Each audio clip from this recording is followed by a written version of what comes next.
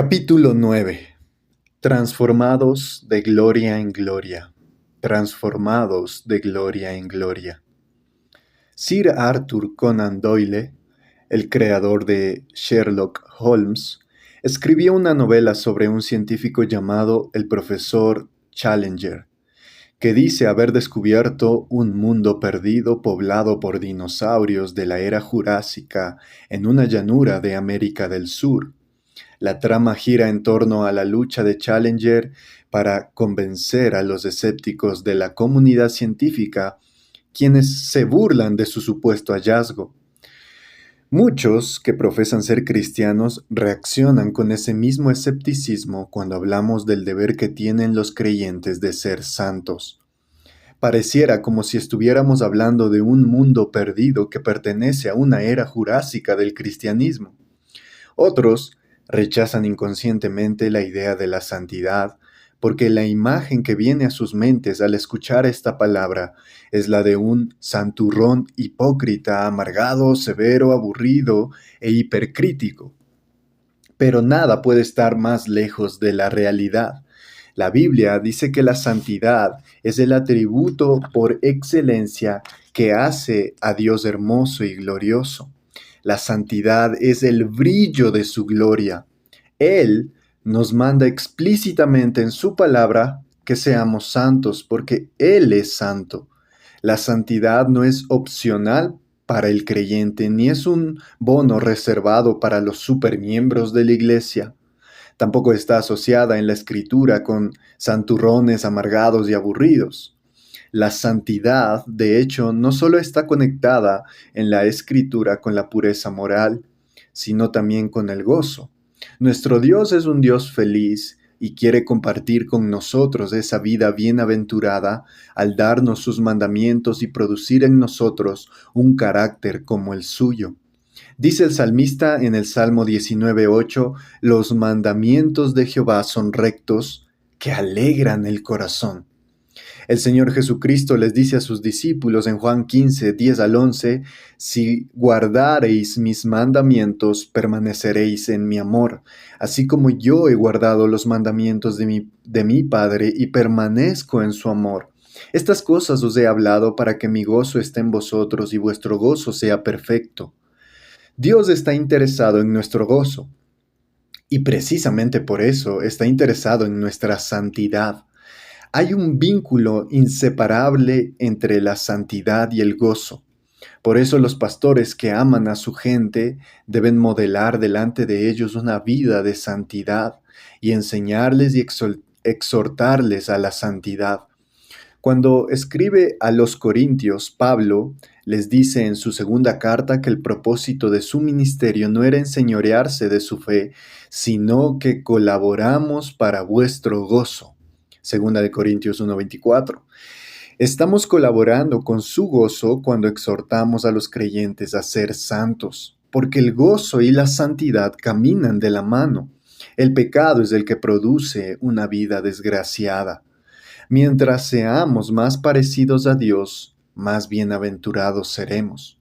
Mientras seamos más parecidos a Dios, más bienaventurados seremos.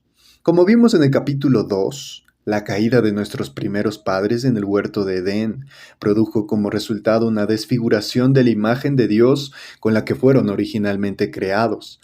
Esto no solo los afectó a ellos, sino también a toda su descendencia, es decir, toda la raza humana. La buena noticia del Evangelio es que Dios hizo provisión en Cristo para echar atrás todos los efectos del pecado. Somos salvos de la condenación del pecado a través de la obra de Cristo.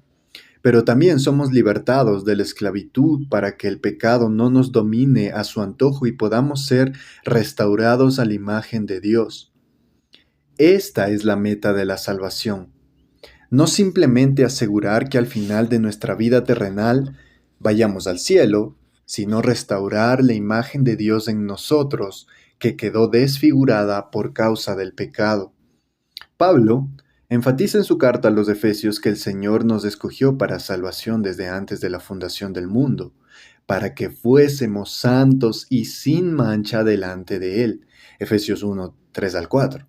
De igual manera, en su carta a los Romanos, Afirma que la salvación es para que fuésemos hechos conformes a la imagen de su Hijo, como dice Romanos 8:29. Por lo tanto, se espera del cristiano que manifieste en su vida el fruto del Espíritu, como dice en Gálatas capítulo 5, que no practique el pecado, como dice Primera de Juan 3, que ame a sus hermanos en la fe, como dice Primera de Juan 3, que ande en las buenas obras que Dios preparó de antemano, que sea rico en buenas obras, que ande como es digno de su vocación y que presente su cuerpo en sacrificio vivo, santo y agradable a Dios, como dice Romanos 12:2. J.I. Packer afirmó, así como Cristo murió para que podamos ser justificados, de igual manera somos justificados para que podamos ser santificados y hechos santos. Aunque se trata de un proceso que solo será concluido cuando seamos glorificados, por eso se denomina santificación progresiva, la Escritura enseña que está tomando lugar aquí y ahora. Pablo no duda en decir que somos transformados de gloria en gloria. Segunda de Corintios 3:18, somos transformados de gloria en gloria. Lo que quisiera mostrar a continuación es que ese proceso avanza exactamente como empezó. Primero, a través del Evangelio. Es a través del Evangelio. Todo verdadero creyente percibe una brecha entre el conocimiento que tiene de la voluntad revelada de Dios y su propia vida. Pero como bien señala Brian Hedges, esa brecha no se cerrará por movernos del Evangelio hacia alguna otra cosa o por añadir algo más al Evangelio. Tú y yo experimentaremos un cambio profundo y duradero solo en la medida en que el Espíritu Santo aplica progresivamente a nuestros corazones un entendimiento más sólido, práctico y cuidadoso de lo que Dios ha hecho por nosotros a través de la muerte y resurrección de Cristo. La santificación, lo mismo que la justificación, depende de nuestra unión con Cristo.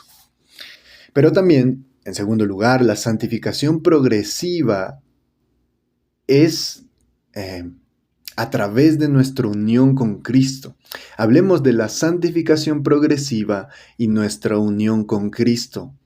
Después de haber explicado la relación que guarda el pecado de Adán con nuestra condición de pecadores y la obediencia de Cristo con nuestra justificación, en el capítulo siguiente, Pablo pasa a considerar las implicaciones prácticas de ser justificados por la fe, en Romanos capítulo 6, del 1 al 4. ¿Qué diremos? ¿Qué pues diremos? ¿Perseveraremos en el pecado para que la gracia abunde? En ninguna manera, porque los que hemos muerto al pecado, ¿cómo viviremos aún en él? ¿O no sabéis que todos los que hemos sido bautizados en Cristo Jesús hemos sido bautizados en su muerte? Porque somos sepultados juntamente con él para muerte por el bautismo, a fin de que como Cristo resucitó de los muertos por la gloria del Padre, así también nosotros andemos en vida nueva. El apóstol está enfrentando la posible acusación de que el mensaje de la justificación por fe promueve libertinaje, pero nada puede estar más lejos de la realidad. Cristo estaba firmando el acta de defunción de nuestro antiguo yo, orientado hacia el pecado cuando murió en la cruz del Calvario. De la misma manera, nosotros resucitamos juntamente con Él cuando resucitó de la tumba al tercer día. Y desde ese momento comenzamos a vivir una clase de vida diferente. Como bien señala Michael Horton, Dios no viene a nosotros a mejorar nuestras vidas, sino a acabar con ella, no a transformar al viejo Adán, sino a matarlo y a resucitarnos juntamente con Cristo para andar en novedad de vida. Todo esto vino a ser una realidad cuando nuestra vida fue unida a la suya por medio de la fe en Él.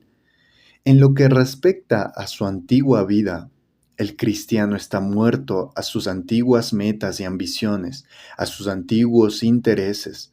Por supuesto, esto tiene repercusiones enormes en lo que respecta a nuestra santificación progresiva, como vemos claramente en la exhortación de Pablo, Romanos 6 del 12 al 14. No reine pues el pecado en vuestro cuerpo mortal, de modo que lo obedezcáis en sus concupiscencias, ni tampoco presentéis vuestros miembros al pecado como instrumentos de iniquidad, sino presentaos vosotros mismos a Dios como vivos de entre los muertos, y vuestros miembros a Dios como instrumentos de justicia. Porque el pecado no se enseñoreará de vosotros, pues no estáis bajo la ley, sino bajo la gracia. Es muy probable que el último párrafo de este pasaje, el versículo 14, sea uno de los pasajes más mal interpretados del Nuevo Testamento. Las consecuencias de esta mala interpretación son sencillamente devastadoras para la vida espiritual del cristiano. Algunos entienden que lo que Pablo está diciendo es que en virtud de nuestra justificación, ya no tenemos obligación alguna de obedecer los mandamientos de Dios. Sin embargo, al observar el texto con más cuidado y luego de estudiarlo en su contexto, podremos darnos cuenta de que Pablo está diciendo exactamente lo opuesto. Los seres humanos son criaturas de Dios que no tienen otra opción que obedecer sus mandamientos, pero no quieren ni pueden hacerlo debido a que son esclavos del pecado. Eso es lo que significa estar bajo la ley. Es estar bajo la terrible condición de tener que obedecer la ley, pero sin contar con los recursos que se necesitan para obedecerla. Por el contrario, estar en Cristo significa que hemos sido libertados de la tiranía del pecado y de Satanás al haber muerto y resucitado juntamente con Él. Aunque el pecado sigue siendo nuestro enemigo, ya dejó de ser nuestro rey. El pecado sigue siendo nuestro enemigo, pero ya dejó de ser nuestro rey. Pablo señala con absoluta claridad que el pecado no puede enseñorearse nunca más de nosotros, porque no estamos bajo la ley, sino bajo la gracia. En otras palabras, ahora contamos con todos los recursos que emanan de la gracia de Dios por causa de nuestra unión con Cristo en su muerte y su resurrección. De modo que ahora podemos obedecer a Dios, no perfectamente, pero sí con sinceridad. Ahora tenemos la capacidad de hacer uso de los recursos de gracia que Dios ha puesto a nuestro alcance para que crezcamos en santidad, mortificando el pecado y cultivando las virtudes que nos hacen ser cada vez más semejantes a nuestro Señor Jesucristo. ¿Qué debe hacer el creyente ante una realidad tan gloriosa para poder crecer en santidad? Apropiarse de ella por la fe. Romanos 6:11, así también vosotros consideraos muertos al pecado, pero vivos para Dios en Cristo Jesús, Señor nuestro. No se trata de una exhortación al creyente a hacer morir el pecado que todavía mora en él, sino a reconocer que por causa de nuestra unión con Cristo ya hemos muerto al pecado. En otras palabras, Pablo nos está exhortando a vivir a la luz del Evangelio. Hedges lo explica con las siguientes palabras. Si tú estás en Cristo, tu identidad fundamental ha sido cambiada. Tu identidad no es definida por los pecados de tu pasado, sino por la justicia y obediencia de Jesucristo. Esa es la base sobre la cual ahora podemos cumplir con nuestras responsabilidades en nuestra búsqueda de la santificación progresiva, en dependencia del Espíritu de Dios y permaneciendo en comunión con Jesús.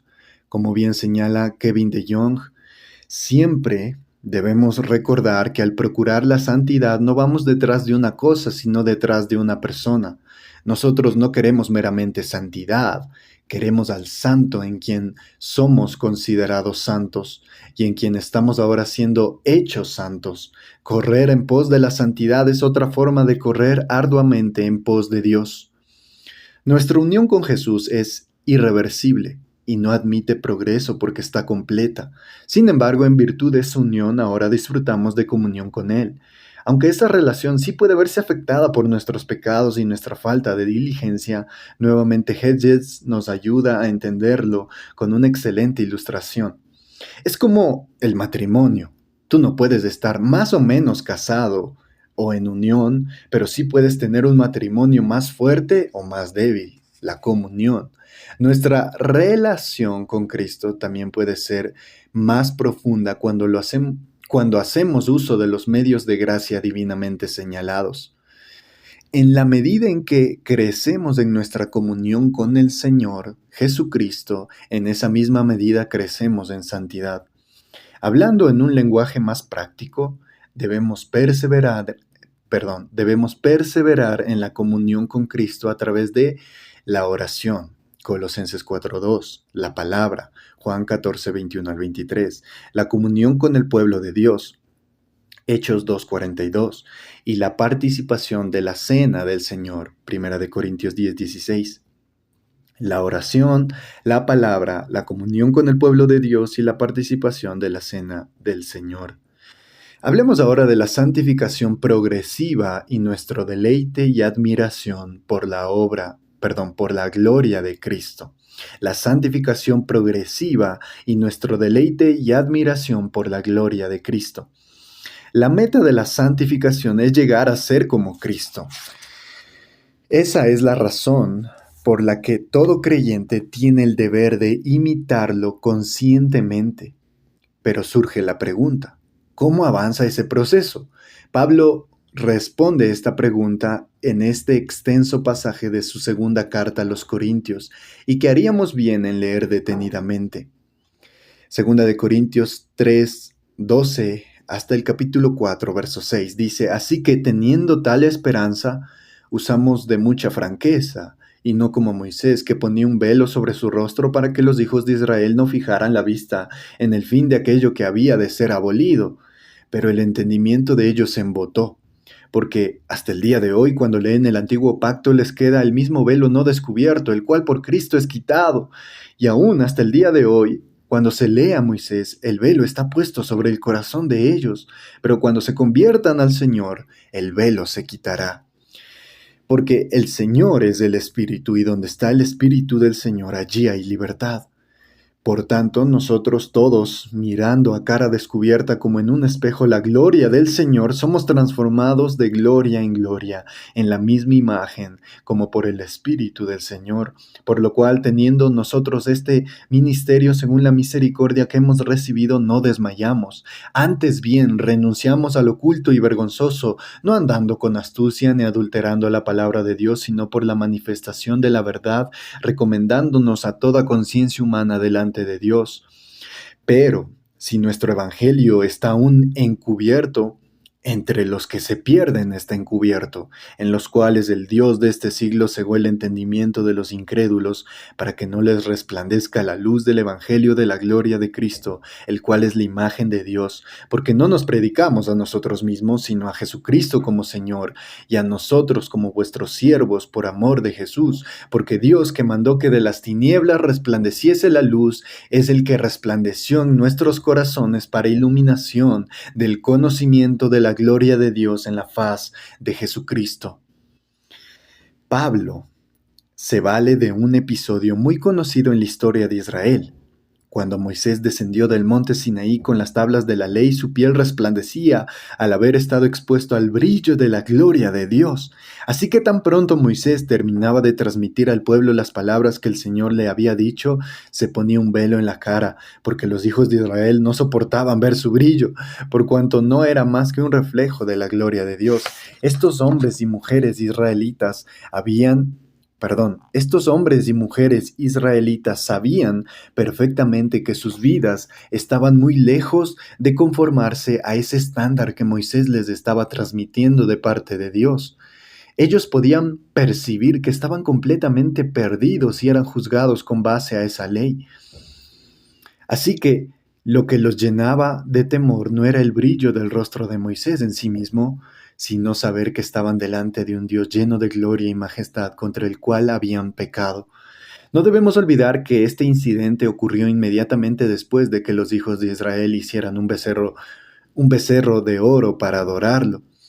Sus consecuencias culpables no les permitían ver el brillo de esa gloria sin llenarse de espanto y temor. Es por eso que Pablo compara el velo en el rostro de Moisés con el velo espiritual que los incrédulos tienen en su corazón y que no les permite ver la gloria de Jesucristo tal como aparece revelada en las Escrituras. El trozo de tela que usaba Moisés en la cara vino a ser una representación de la obstinación del pueblo de Israel. Ellos no querían ver esa gloria porque eh, no porque fuera de mal aspecto y desagradable, sino porque sus corazones estaban endurecidos. En otras palabras, ellos no podían ver la gloria de Dios porque no querían verla. Los judíos que leen y estudian el Antiguo Testamento también son incapaces de ver en sus páginas la gloria del Señor. Pero Pablo sabía que aún así hay esperanza para el pecador, porque él mismo estuvo una vez en esa condición. El apóstol era uno de esos judíos que leía la Escritura y no podía ver la gloria de Cristo debido al velo que tenía en su entendimiento. Pero todo cambió cuando el mismo Cristo se encontró en él camino a Damasco e iluminó su corazón con el brillo de su gloria. Con el corazón lleno de una rabia asesina contra los creyentes, Pablo estaba determinado a extender hasta Damasco su persecución contra ellos, pero repentinamente le rodeó un resplandor de luz del cielo, y cayendo en tierra, oyó una voz que le decía: Saulo, Saulo, ¿por qué me persigues? Él dijo: ¿Quién eres, Señor? Y le dijo: Yo soy Jesús, a quien tú persigues. Dura cosa te es dar coces contra el aguijón. Pablo tuvo una visión de la gloria de Cristo y su vida cambió por completo.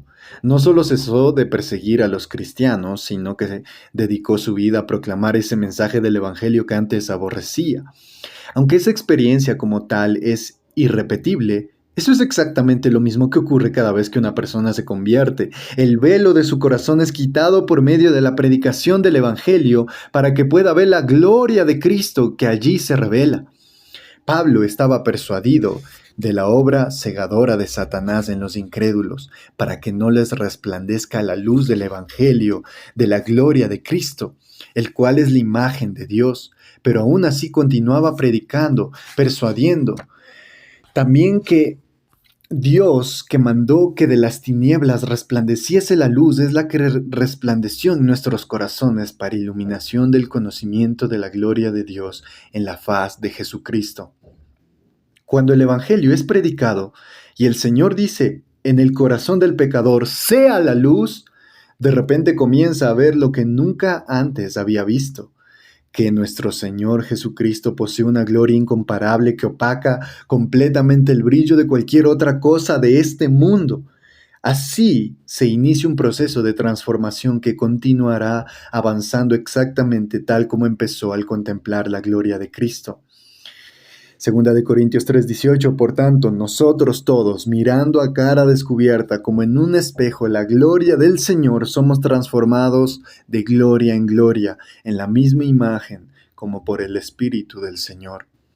Contemplando es que somos transformados. Mientras contemplamos su gloria, el Espíritu Santo que mora en nosotros y cuya obra principal es glorificar a Cristo, continúa abriendo nuestro entendimiento para que veamos más de esa gloria, de modo que nuestra admiración por Él siga creciendo y de esa manera continuemos siendo transformados. Así como el rostro de Moisés fue transformado cuando vio la gloria del Señor en el monte Sinaí, así nosotros seremos transformados cuando por el Espíritu contemplemos la gloria de Dios en la faz de Cristo. Al inicio de este libro, establecimos el principio de que nos convertimos en lo que adoramos. Nuestros primeros padres echaron por tierra el propósito divino de que la raza humana funcionara como sus imágenes vivientes en el mundo al cambiar el foco de su adoración en el jardín de Edén. La idolatría produce en el ser humano una imagen desfigurada de Dios. La solución divina es volver a convertirnos en los adoradores que debíamos haber sido desde el principio, transformando nuestros corazones y abriendo nuestros ojos para que Jesucristo, la encarnación de su imagen, venga a ser nuestro objeto de suprema adoración y deleite. John MacArthur lo explica de este modo en el prólogo del excelente libro de Rick Holland. En la medida en que los creyentes vislumbran la gloria de su Señor, contemplando la majestad de su persona y de su obra en una forma clara, duradera y profunda, se produce verdadera santificación cuando el Espíritu toma al creyente, cuyo corazón está fijo en Cristo, y lo eleva de un nivel a otro de gloria. Esta es la siempre creciente realidad de la santificación progresiva. Esta ocurre no porque los creyentes la anhelen, la deseen o trabajen para ella en su propia energía, sino porque la gloria de Cristo captura sus corazones y mentes. Somos transformados por esa gloria, y mientras más claramente la veamos, comenzaremos a reflejarla más y más brillantemente. Sin embargo, ese proceso no será sin lucha, no solo por el pecado que mora en nosotros, sino también por dos enemigos mortales que buscan entorpecer nuestro progreso en santidad, el legalismo y el libertinaje, que veremos en el siguiente capítulo.